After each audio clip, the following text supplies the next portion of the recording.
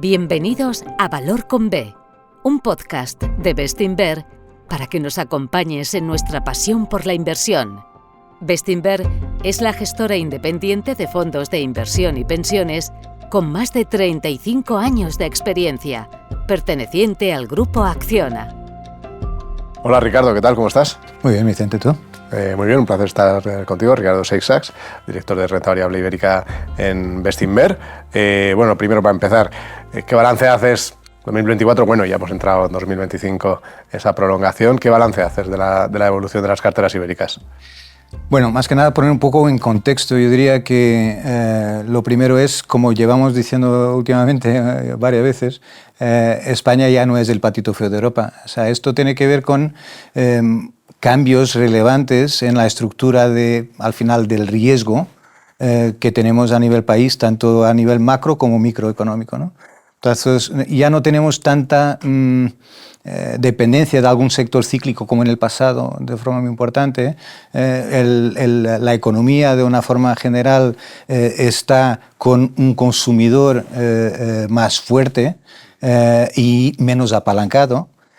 Y a nivel empresarial también tenemos una banca con unos balances mucho más fuertes, unas compañías industriales, digamos, con también menor apalancamiento, aprovechándose de ese perfil de riesgo mejor que tiene el país, que lleva a que la prima de riesgo en la deuda también se ha disminuido, con lo cual, aunque con un bajo nivel de apalancamiento, sí que pueden acometer inversiones y de una forma, yo diría, clara, el mercado viene acompañando esas mejoras que al final se traducen en mejor rentabilidad de las compañías, ¿no? Entonces tenemos empresas más preparadas, más internacionalizadas, con mejores balances y mejor rentabilidad. Eso como contexto. Por otro lado, en términos de carteras y yendo directamente a tu pregunta, pues hemos tenido un año que para nosotros fue un poco de transición. Después de un año 23 bastante fuerte, ¿no? Con esos 26% que tuvo Bestinver Bolsa. El 2024 nos hemos quedado en torno a un 9%, y eso es un poco por esa transición que comentaba, que fuimos llevando a cabo según se nos recortaban o acotaban los potenciales en algunos casos, ¿no? Entonces, en esos nombres, pues donde fueron dando lugar a otras historias, otras tesis con una margen de seguridad más alta, entonces ahí fuimos buscando lo que siempre tratamos de hacer, que es mantener en cartera un alto potencial, un margen de seguridad alto, y normalmente son nombres un poco más pequeños, cuyas historias están madurando, que todavía el mercado no les ha reconocido ese potencial que tienen, ¿no? Pues variadísimos casos, te podría nombrar pues Dia, Almirall, eDreams, o sea, hay cantidad de nombres que realmente todavía están en fase de maturación. Es verdad que en los últimos 2 meses, o sea, el último de 24 y ya el primero de 25, en algún caso sí que se ha empezado a ver ese reconocimiento del potencial que tienen, pero vamos, en la mayoría de los casos para nada suficiente como para que nos empecemos a cuestionar si hay que mantenerla, ¿no?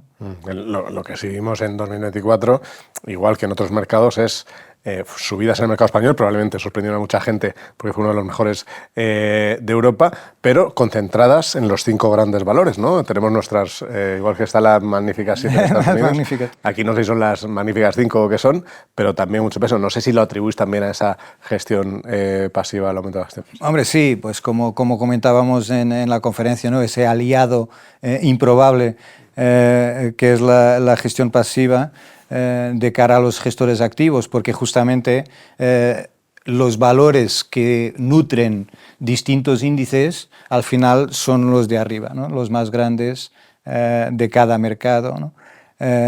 Y en nuestro caso no es diferente y es bastante llamativo que esos magníficos realmente resulta que son los más grandes, ¿no? del mercado español. Entonces sí que nos parece que hay un componente importante Esto sin quitarles el mérito de lo bien que lo están haciendo a nivel de rentabilidades. De hecho, son nombres que también teníamos de forma importante en cartera. Por nombrar tres, los que todos entendemos que estábamos comentando, pues Inditex, los bancos e Iberdrola, que no tanto a nivel absoluto, pero a nivel de relativo, desde luego, es una utility que destaca por lo bien que lo ha hecho. Entonces, son nombres que justamente en ese proceso de transición han sido un poco las que han ido dando lugar a esos nombres más pequeños, ¿no? Ahora entramos, si te parece, en los nombres más pequeños que habéis ido incorporando y cómo lo habéis ido gestionando. Antes comentabas la mejora de la economía española que estabas viendo, que efectivamente lo traducen los datos, probablemente la que más crece de Europa. ¿Eso se está reflejando también en los resultados de las empresas? Bueno, sí, yo creo que aunque no sea algo que debamos leer como directo, ¿no? Porque tenemos poca representación de lo que es la economía doméstica en los valores cotizados en España. Son valores, o sea, son compañías grandes, muy internacionales, en donde el componente doméstico realmente no es tan alto. Yo creo que esas mejoras de rentabilidad al final vienen mucho más de los modelos de negocio, de la evolución que comentaba antes, de la gestión de las compañías, ¿no? Están compañías mucho más preparadas, mucho más internacionales, y eso hace con que esa capacidad de poner en práctica las buenas prácticas, pues se traduce al final en mejor rentabilidad, ¿no? Y eso, pues el mercado luego viene reconociendo y se traduce en performance para el inversor. Por cierto, Ricardo, una cosa, en las presentaciones de resultados que están haciendo las compañías que tenéis en cartera y demás, ¿están utilizando la inteligencia artificial? ¿Le están sacando partidos? ¿Cuentan casos de uso específicos que les estén generando mayor eficiencia? Sí, bueno, y más a más ahora que es el tema del momento, ¿no? Entonces todas tratan de, pues un poco enseñar lo que están haciendo uso. Yo creo que justamente, otra vez hilando con el comentario anterior, ¿no? De la gestión y esas buenas prácticas, evidentemente son equipos muy preparados, muy conscientes de lo que hay de herramientas para tratar de mejorar tus procesos y tu rentabilidad, desde luego, ¿no? Entonces, esa es una herramienta más que en muchos casos, pues, la han ido acompañando según evolucionó, porque lo que ahora llamamos inteligencia artificial, como pensando en los robots y en tal, pues es algo que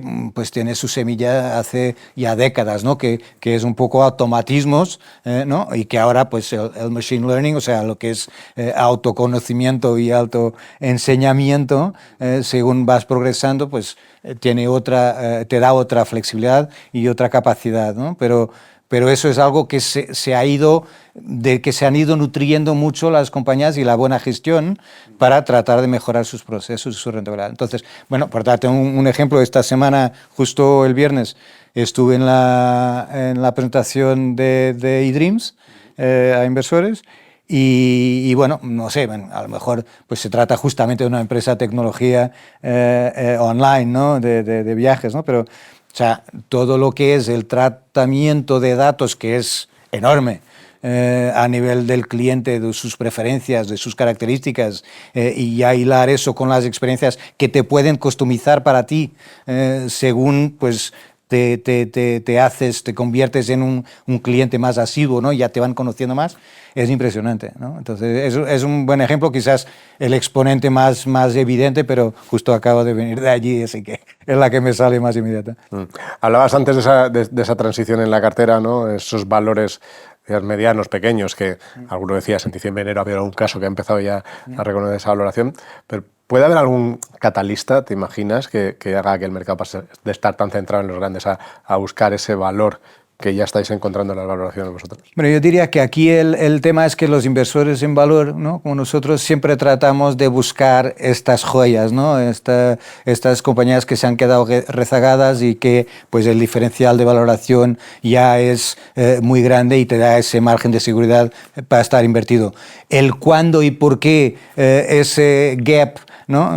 Se reduce, pues es muy variado, ¿no? O sea, ahora no te sabría indicar pues uno que se pueda ver como el más probable que ocurra, no te sabría decir uno. Ahora, que son muy llamativas esas diferencias de valoración, tanto a nivel, si quieres comparar, de pequeñas, medianas y grandes compañías, como a nivel de compañías de la periferia, que somos, frente a las del core de Europa, o más aún a Estados Unidos, es muy, muy grande, ¿no? Entonces, bueno, ahí hay que ir buscando y estar todo el rato pues pendientes de esos momentos en que puedes pillarlas, esas buenas historias, esos buenos relatos, a buenas valoraciones, ¿no? Uh-huh. Vamos a entrar un poco más en la cartera. A cierre de diciembre de 2024, Grifols aparecía con la posición con más peso, si no me equivoco.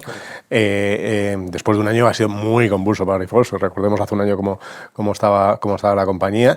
¿Cómo ha evolucionado vuestra tesis de inversión? ¿En qué punto está ahora? Sí, bueno, también lo era el año pasado, la principal posición. Entonces, la convulsión sí que tuvo repercusiones a nivel de la forma como fuimos siguiendo esta historia. Y realmente esa convulsión que fue viviendo la historia, o sea, la compañía y el valor, por supuesto, a lo largo del año, vino acompañada de evoluciones a nivel de rentabilidad, de balance, y desde luego también de gestión, que entendemos que el mercado todavía no está preparado para dar el beneficio de la duda, quizás, a que todo esto fructifique y se transforme en esa generación de flujos de caja para poder desapalancar finalmente también el balance, pero que creemos que los mimbres están encima de un negocio buenísimo, en donde son líderes globales y donde el crecimiento esperado es bastante interesante, con rentabilidades altas. O sea, todo esto parece indicar que la historia sigue teniendo pues mucho recorrido. Ahora bien, el periodo de tiempo que pueda mediar hasta que el mercado realmente esté preparado para volver a invertir, pues a lo mejor es más grande de lo que nos gustaría, pero bueno, el diferencial de valoración es tan alto que creo que merece la pena. Vamos acompañando, tuvimos el anuncio del tan esperado Día del Inversor el 27 de febrero, donde esperamos que la gestión pues, nos dé esas guías justamente de a medio y largo plazo, donde ven la evolución de generación de flujos de caja y la necesaria bajada de ese nivel de apalancamiento, ¿no? Uh-huh. Leíamos en la última carta trimestral, que por cierto siempre es interesante, contáis tantos casos de inversión y demás, que habéis tomado posiciones, que había entrado en la cartera Amadeus. ¿Qué os gusta? ¿Qué es lo que más os gusta del valor? Hombre, Amadeus claramente es una de las compañías de más éxito y de mayor calidad de España. O sea, eso es indudable, porque ese nivel de liderazgo en su segmento a nivel global, pues lo tienen pues, aquí en España, desde luego, Inditex y Amadeus y alguna más en segmentos algo más pequeños quizás, ¿no? Pero es claramente una empresa de calidad, un balance muy sólido, una predecibilidad en todo lo que es la generación de ingresos, crecimiento de beneficios, que evidentemente estando en el sector de travel, de viajes, pues tuvo la crisis completa, ¿no? Con el 2020, con el COVID, pero ya después de recuperado el bache, ¿no? Con el tema del COVID, pues sigue una tendencia muy alta, ¿no? Es una tendencia muy fuerte de crecimiento a nivel de número de pasajeros, que al final es un poco lo que le da esos ingresos, ¿no? Pero ya no solo la gestión de los pasajeros, ahora estamos aumentando y diversificando esa capacidad de proveer plataformas tecnológicas dentro del sector más amplio de turismo, ¿no? Entonces, desde hace años ya han empezado a invertir y tener pruebas con cadenas grandes de hoteles para todo lo que es la gestión de los distintos procesos de un hotel y es algo que pues va a seguir siendo un contribuyente importante para la generación de resultados, bien como otros nichos más pequeños de funcionalidades que van añadiendo, y eso también a la vez se convierte en una barrera a la competencia enorme, porque llevan muchos años invirtiendo muchos millones en sus plataformas y en sus ofertas tecnológicas, ¿no? Entonces, eso es muy difícil de acompañar, y desde luego también el cliente se convierte en un cliente muy cautivo, porque es al final tener de mover todo el sistema es algo que nadie quiere ni pensar, ¿no? Entonces, en algo tan sensible como los viajes, los aviones, o sea, es algo que es un valor muy fuerte, muy importante para este segmento del negocio, ¿no? Y por eso nos gusta mucho, y cuando encima la puedes comprar a niveles de valoración bastante interesantes, como entendemos, se convierte en una posición importante. ¿Alguna otra posición que hayáis incorporado a la cartera que nos puedas comentar o que hayáis incrementado la posición? Hombre, con el riesgo de repetirme, porque lo comentábamos en la conferencia, pero para aquel que no haya asistido a la conferencia, tendré de comentar Zegona, ¿no? Zegona, entramos hace algo más de un año en la recapitalización de esa compañía, ¿no? Que es un poco el vehículo a través del que Zegona viene comprando negocios en España de telecomunicaciones. Este es el tercero. Y pues definimos desde el primer momento diferentes hitos que, una vez vencidos, reducen el nivel de riesgo de forma importante y por ende podríamos aumentar la posición. O sea, porque empezamos en la recapitalización, no se había comprado el activo todavía. Estamos hablando de Vodafone España, claro. Entonces, en ese primer momento volvimos a aumentar, luego la incorporación de José Miguel García de Jazztel, Euskaltel, fue también otro hito importante. La definición de programas de recorte de costes, de renegociación de todos los contratos que ya lo han hecho con Telefónica a nivel de wholesale, de redes, que lo han hecho con Vantage Towers por las torres de móviles, que era un cliente cautivo porque Vantage era de Vodafone, entonces evidentemente habría que renegociar, en fin, y están en ello. Diferentes ERES, o sea, hubo ya cantidad de iniciativas en un espacio de tiempo muy pequeño, porque realmente José Miguel se incorpora, si no me falla la memoria, sobre mayo, junio, o sea, en 6 meses, o sea, la cantidad de cosas que se han ido haciendo es brutal, y luego ya, como ya guinda, yo diría, es la capacidad que la creación de joint ventures con Telefónica y MasOrange en redes de fibra, y la capacidad que eso puede dar de, incorporando un inversor institucional, generar caja para poder desapalancar la compañía, pues es lo que desde algo más de triplicar que lleva a día de hoy desde que compramos las primeras, hasta el potencial que le vemos, o sea, que todavía lo tiene, vamos, que todavía hay bastantes hitos por delante, y eso pues entendemos se va a traducir en una revaloración importante. ¿Y alguna posición que nos puedas comentar en las salidas o en las reducciones de posiciones? Hombre, yo por insistir, las más llamativas por importancia, ¿no?, y dimensión han sido evidentemente bancos, Inditex, o sea, que eran posiciones realmente muy gordas, y que lo han hecho particularmente bien, ¿no? Ahora bien, otra cosa es que hayamos salido totalmente, que no es el caso. Ahora, simplemente, y especialmente quizás en el caso de banca, hay que gestionar de forma muy táctica, ¿no? Porque hay la duda de dónde van a estar, yo voy a decirlo en inglés que no, los tipos terminales, ¿no? Entonces,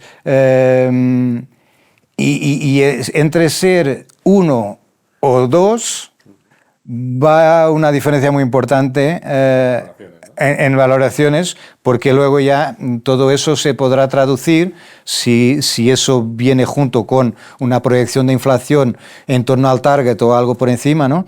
En dónde están los 10 años, con lo cual el spread para generar márgenes de interés y la perspectiva que podamos tener de cómo va a variar en un futuro va a depender de si pueden proyectar niveles de ROTEs de 15% como tenemos ahora a 2-3 años o si se van a reducir realmente con un NII bajando mucho en el siguiente año o los 2 siguientes, ¿no? Entonces, ahí hay que ser táctico. Realmente, pues desde la bajada que hicimos inicialmente con Trump, sus aranceles y los miedos que ya el Banco Central, la Fed, iba dando a entender que tenía con respecto a la inflación, que se podía producir a estancias de esa subida de esos aranceles, pues habrá que ir siendo muy táctico con ese punto, digo, y por eso hemos aumentado algo, ¿no? Hemos aumentado algo la posición en los principios de enero ya, viendo cómo venían las cosas en Estados Unidos. Y bueno, nos vino muy bien porque la banca lo hizo particularmente bien otra vez en enero, y algo parecido puede pasar con Inditex. O sea, creemos mucho en el potencial que tiene, entendemos y entendemos que tenemos otras opciones con mejor valoración, pero realmente entendemos también que el potencial que tiene estratégicamente a nivel de desarrollo de negocio Inditex es tendencialmente tan potente que de repente podemos tener de subir nuestras estimaciones a un plazo más largo, lo que se podría traducir en nueva subida de precios, ¿no? Pero de momento serían esos los casos más evidentes, junto con Iberdrola. O sea, justo los que he comentado que lo habían hecho particularmente bien, eran pesos importantes en la cartera. Te estoy hablando de que en el conjunto de estas tres, o sea, bancos, Inditex e Iberdrola, a lo mejor llegaron a suponer un 50% de nuestra cartera, evidentemente era una fuente obvia de reducción, ¿no? Entonces, son los casos más claros. Evidentemente hay otras reducciones que se fueron produciendo, pero vamos, nada tan llamativo como para comentarlo. Ricardo, lo que sí vemos es que este comportamiento también lo hemos visto en los grandes valores, con la bolsa española entre las mejores, la economía española creciendo mucho.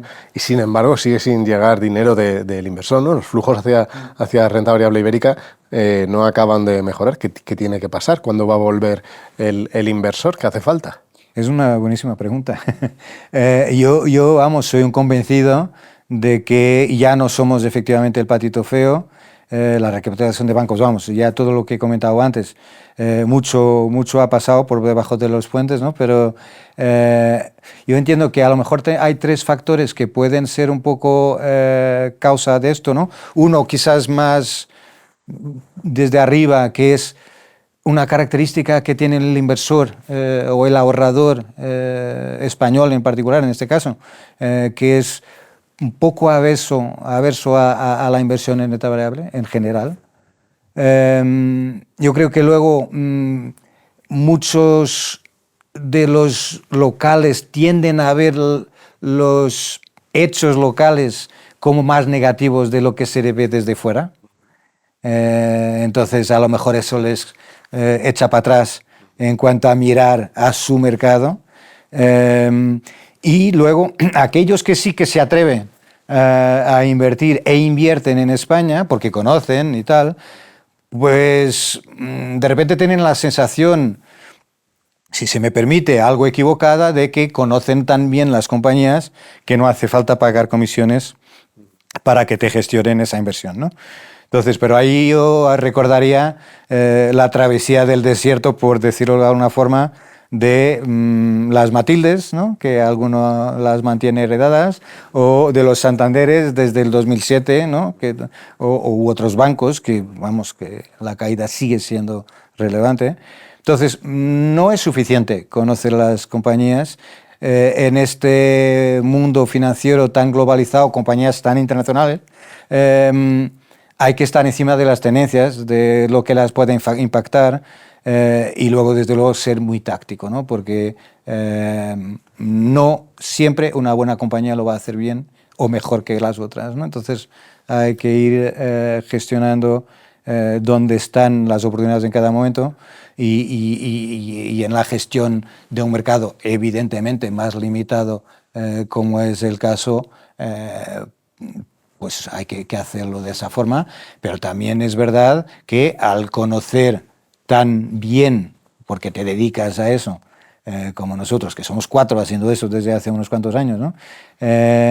Pues al final te permite obtener a largo plazo quizás una rentabilidad compuesta de buen nivel, ¿no? Entonces, creo que sí, que habría que educar por un lado, y desde Bestinver intentamos hacerlo. Tenemos cantidad de iniciativas que se pueden consultar en nuestra web con vistas a justamente eso, alguna mejora de la educación financiera desde aquí, desde Bestinver, y luego pues eso, que la gente sea un poco consciente de que estar invertido supone ir buscando las alternativas, ir gestionando los momentos adecuados, ¿no?, para cada uno. Y para terminar, ¿qué puede esperar el inversor en la cartera ibérica de Bestinver para este año y para los próximos, claro?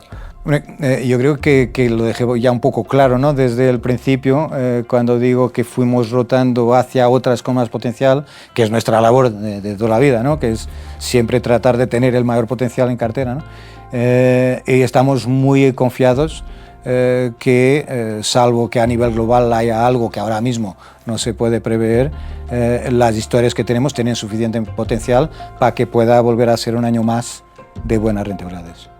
Pues muchísimas gracias por tu tiempo, lo iremos siguiendo durante el año. Ha sido un placer, Ricardo. Placer, muchas gracias.